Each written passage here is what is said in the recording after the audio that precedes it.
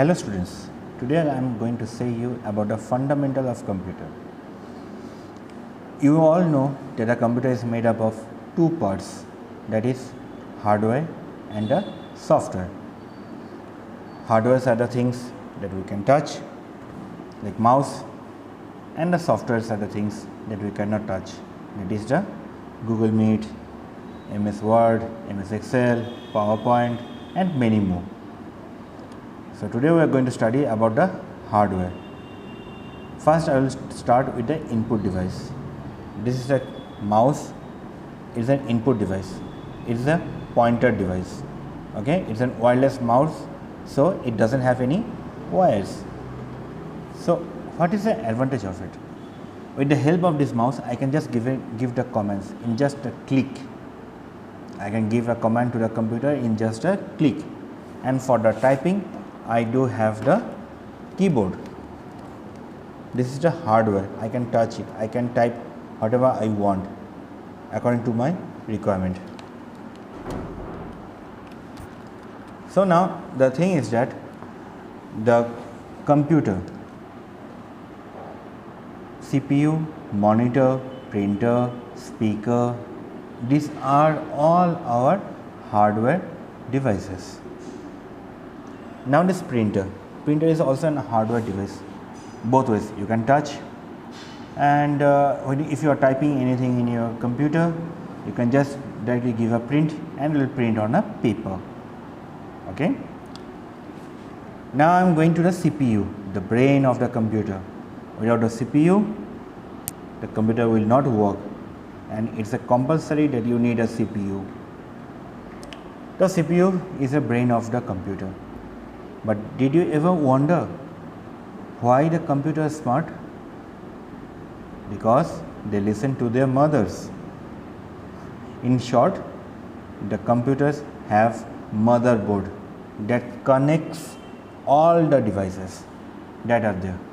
Like for example, your hard disk, your RAM, your audio graphics, your audio sound, your video graphics, all these things are connected. This is the place where the motherboard works, and in motherboard there is a small part that is known as the processor. So what is the work of the processor? The work of the processor is that it is the main brain. It is the main brain. It controls the entire performance of the computer. Alright, you play games, you listen to music, you do the typing, you do whatever you feel like. But the processor is the main part. So what does it mean? Means that whatever commands you are giving to the computer, the processor works on it simultaneously. Okay, it works on it simultaneously and then gives you the output. Just gives you the output.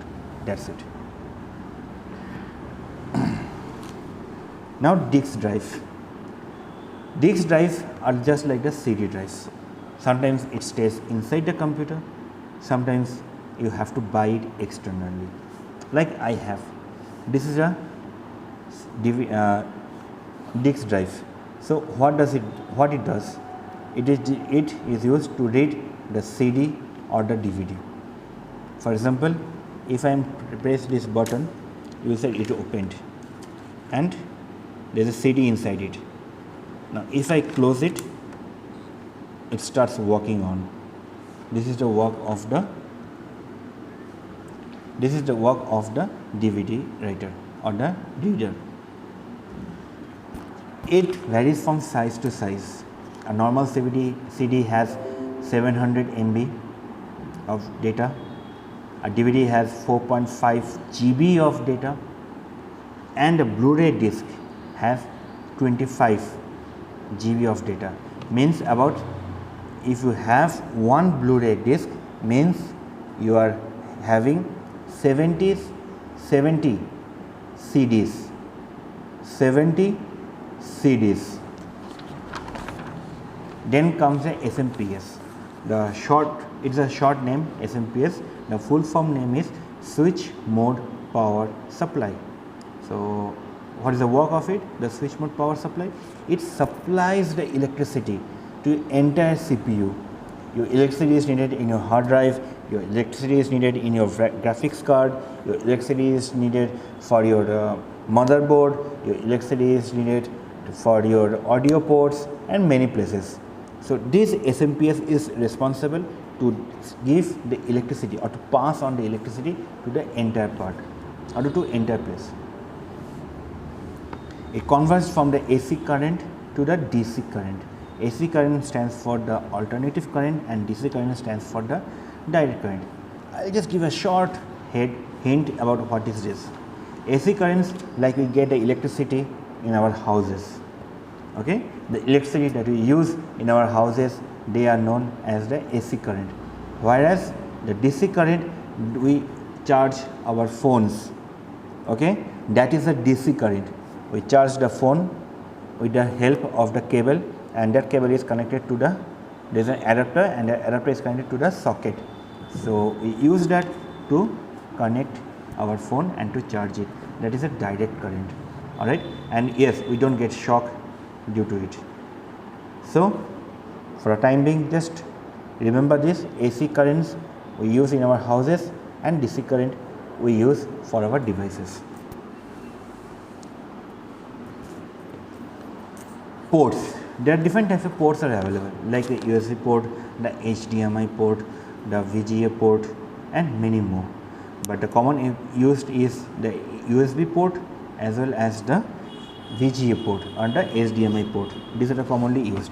The USB port, you all know that we can plug in the pen drive, we can connect our mobile phones, we can plug external hard disks. By the way, this is an external hard disk. This is the heavy quantity of pen drive. You can use this pen drive for transferring data, a huge amount of data, and you can keep it with you. Okay, this is an external hard drive and it connects in the USB port. If you can see closely here, I don't know how much you can see, so let's move out so that the camera can focus here. You can see that there is a blue and I don't know how much it is justifying here. Let me check one time.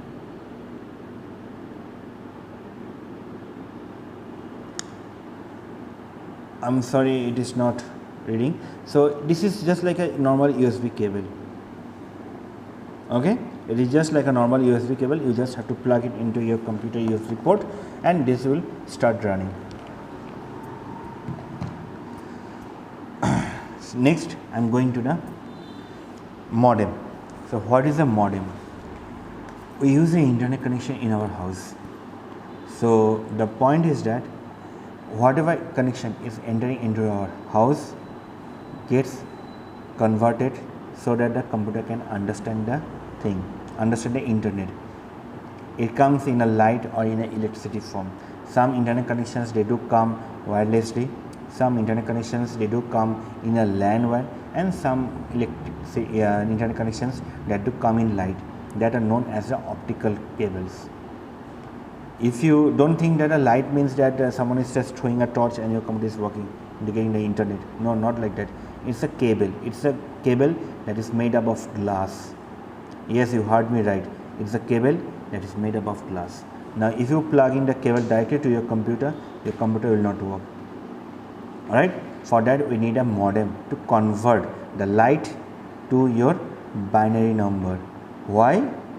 Because our computer understands only the binary number. Alright, so I believe I have made my clear about the fundamentals of computer, the main parts, and I believe I can show you the demo in the next video how the system works on. Okay, thank you.